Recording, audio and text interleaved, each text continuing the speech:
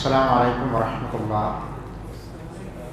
الحمد لله حمدا كثيرا طيبا مباركا فيه. اللهم صل على محمد وعلى آل محمد. പ്രിയമുള്ള സഹോദരന്മാരെ, സഹോദരികളെ, അല്ലാഹു സുബ്ഹാനഹു വ തആല നമ്മുടെ എല്ലാവരുടെയും നമസ്കാരവും നോമ്പും അമലി സ്വാലിഹാത്തുമെല്ലാം സ്വീകരിക്കുമാറാവട്ടെ. ഇനിയുള്ള ദിവസങ്ങളിൽ ചെയ്ത അമലുകൾ സ്വീകരിക്കാൻ വേണ്ടി നിരന്തരമായി നമ്മൾ പ്രാർത്ഥിക്കണം. സഹോദരന്മാരെ, സഹോദരികളെ, നമ്മുടെ ഏറ്റവും പ്രധാനപ്പെട്ട കേന്ദ്രമാണ് നമ്മുടെ വീട് എന്ന് പറയുന്നത്. കഴിഞ്ഞ ക്ലാസ്സിൽ വീട്ടിൽ സമാധാനാന്തരീക്ഷം ഉണ്ടാകുവാൻ നമ്മൾ ചെയ്യേണ്ട ചില കാര്യങ്ങൾ സൂചിപ്പിച്ചിരുന്നു. അതിലേറ്റവും പ്രധാനപ്പെട്ട ഒന്ന്, വീട്ടിൽ പ്രവേശിക്കുന്ന സമയത്ത് ബിസ്മി ചൊല്ലണമെന്ന് നമ്മൾ വിശദീകരിച്ചു. രണ്ടാമത്, വീട്ടിൽ ചെല്ലേണ്ട ചില അധികാറുകളുണ്ട്, അതിനെക്കുറിച്ച് നമ്മൾ സൂചിപ്പിച്ചു. മൂന്നാമത്തേത്, വീട്ടിൽ വെച്ച് സൂറത്തുൽ ബഖറ പാരായണം ചെയ്യണം, അത് ശൈത്താനെ അകറ്റുന്നതാണ് എന്നും നമ്മൾ വിശദീകരിച്ചു. ഇതൊക്കെ വീട്ടിൽ പിശാചിന്റെ ശർറില്ലാതിരിക്കുവാനും ഒരു സമാധാനാന്തരീക്ഷം ഉണ്ടാകുവാനും അള്ളാഹുവിൻ്റെ പ്രവാചകൻ സ്വല്ലല്ലാഹു അലൈഹി വസല്ലം പഠിപ്പിച്ച കാര്യങ്ങളാണ്. അതിൻ്റെ കൂടെ നമ്മൾ ശ്രദ്ധിക്കേണ്ട പ്രധാനപ്പെട്ട ഒന്നാണ്,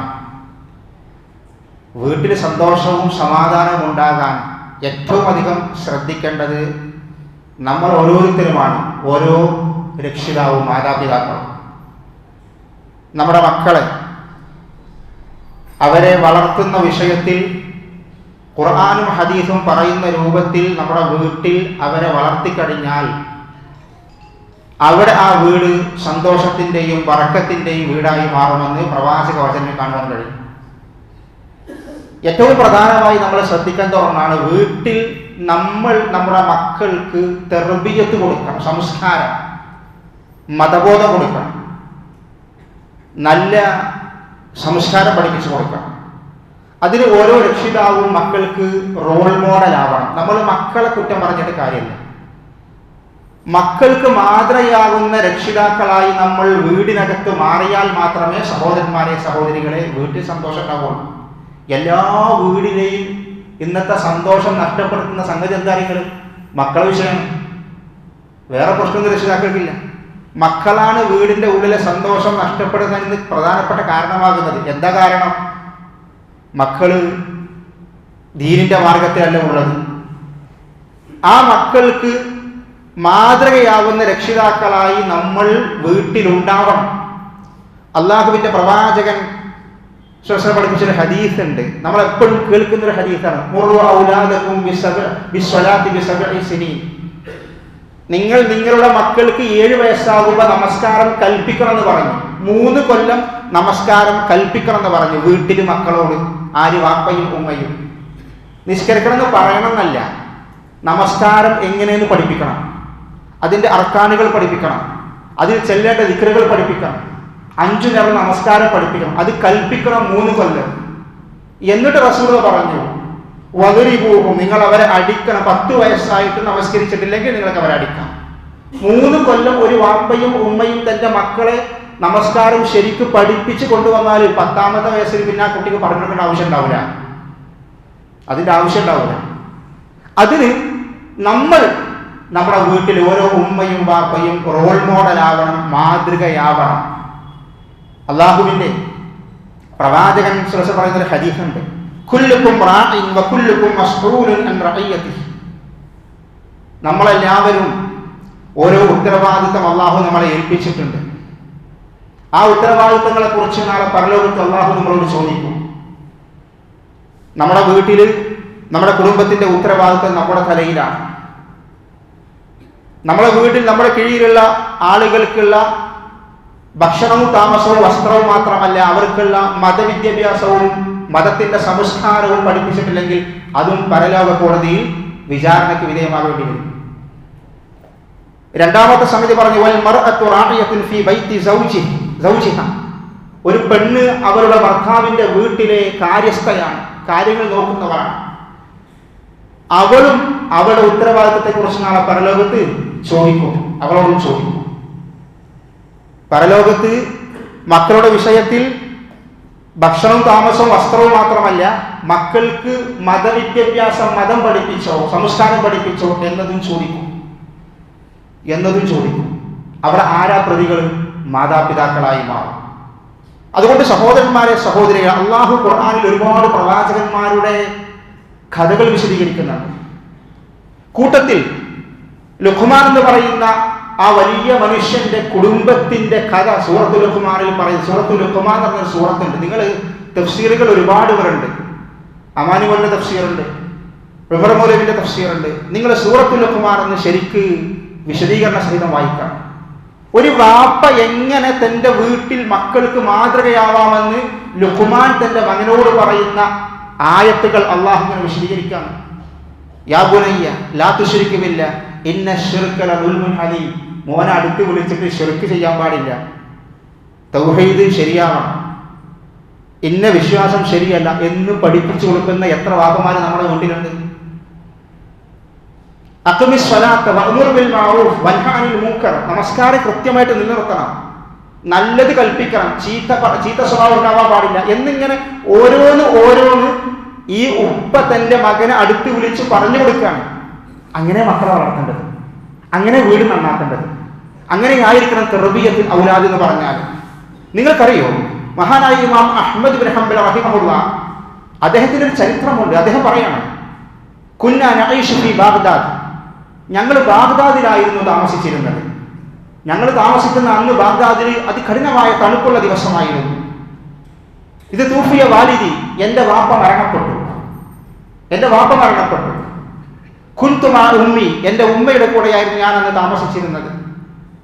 അങ്ങനെ അദ്ദേഹം പറയാം, ഉമ്മയുടെ കൂടെ ഞാൻ താമസിക്കുമ്പോൾ ഐഖലത്നി ഖബ്ലൽ ഫജ്ർ, എൻ്റെ ഉമ്മ എന്നെ സുബഹി ബാങ്ക് കൊടുക്കുന്നതിന് മുൻപ് വിളിച്ചുണർത്തും. സുബഹി ബാങ്ക് കൊടുക്കുന്നതിന് മുൻപ് ഉമ്മ എന്നെ വിളിച്ചുണർത്തും. ഞാൻ യതീമാണ്, എനിക്കന്ന് 10 വയസ്സാണ് പ്രായം.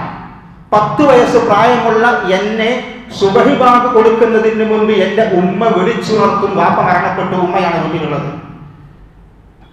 എന്നിട്ട് ഇമാം അഹ്മദ് പറയാം റഹിമഹുല്ലാഹ്, വജലസ്നാ നുസല്ലി, ഞങ്ങൾ രാത്രി നിസ്കരിക്കും, ഉമ്മയും നിസ്കരിക്കും, ഞാനും നിസ്കരിക്കും. ഹത്താ യുഅദ്ദിനൽ ഫജ്ർ, ഫജ്റിന്റെ ബാങ്ക് വിളിക്കുന്നത് വരെ നമസ്കരിക്കും. നമസ്കാരം നിർവഹിച്ചിട്ട് ഫജ്റിന്റെ ബാങ്കിന് വേണ്ടി ഞങ്ങൾ അവിടെ കാത്തിരിക്കും. ആ മുസല്ലയിൽ 10ാമത്തെ വയസ്സിലാണ്. ആരാണ്? ഉമ്മയാണ് വളർത്തുന്നത്. എന്നിട്ട് ഇമാം അഹ്മദ്, ഇതൊക്കെ ഇമാം അഹ്മദ് വിശദീകരിക്കുന്നത് റഹ്മഹുല്ലാഹ്, അദ്ദേഹം പറയാണ്, എന്നിട്ട് സുബഹി ബാങ്ക് വിളിച്ചാൽ ഉമ്മ എൻ്റെ കൂടെ പോരും പള്ളിയിലേക്ക്.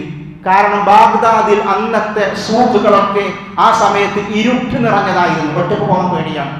ഈ 10 വയസ്സായ കുട്ടിയെ പള്ളിയുടെ ഓരം വരെ ഉമ്മ കൊണ്ടുപോയി കൂടെ പോയി പള്ളിയിലാക്കി കൊടുക്കും. നമസ്കാരം കഴിയുന്നത് വരെ ആ വഴിയോരത്ത് ഉമ്മ കാത്തിരിക്കും, മകൻ തിരിച്ചു വരുന്നത് കാത്ത്.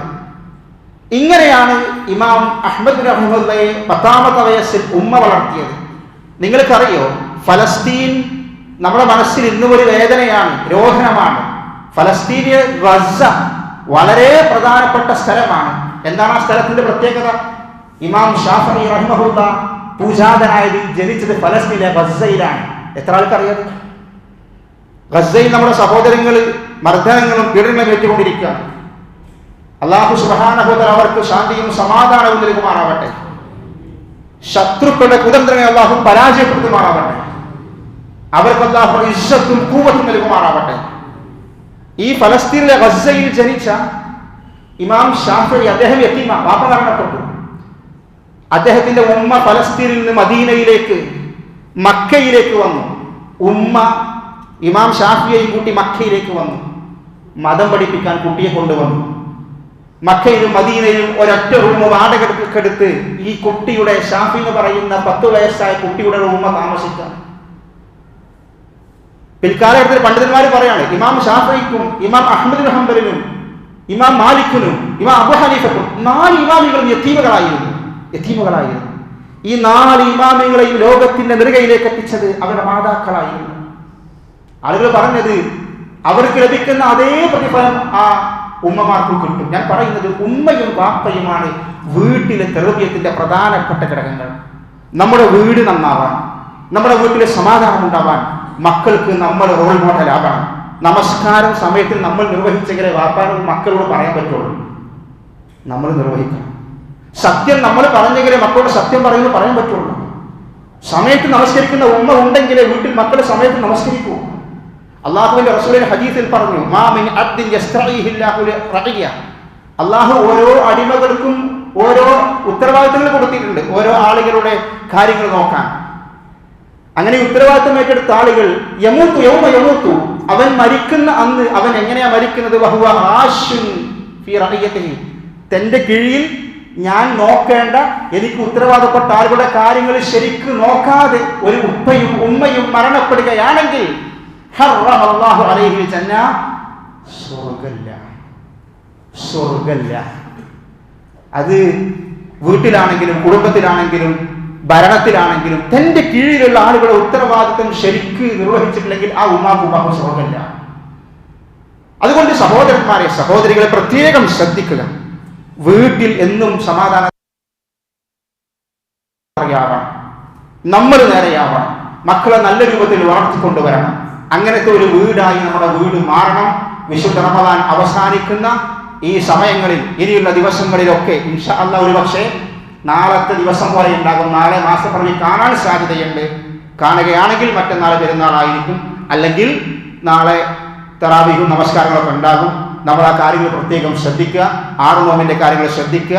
ഈ ദിവസങ്ങളിലൊക്കെ കഴിവിന്റെ പരമാവധി പ്രാർത്ഥന അമലുകൾ സ്വീകരിക്കാൻ വേണ്ടി റബ്ബിനോട് പ്രാർത്ഥിക്കുക. അല്ലാഹു സുബ്ഹാനഹു വ തആല നമുക്കതിന് തൗഫീഖ് നൽകുമാറാവട്ടെ. വൽഹംദുലില്ലാഹി റബ്ബിൽ ആലമീൻ. അല്ലാഹുമ്മ സ്വല്ലി അലാ മുഹമ്മദ്.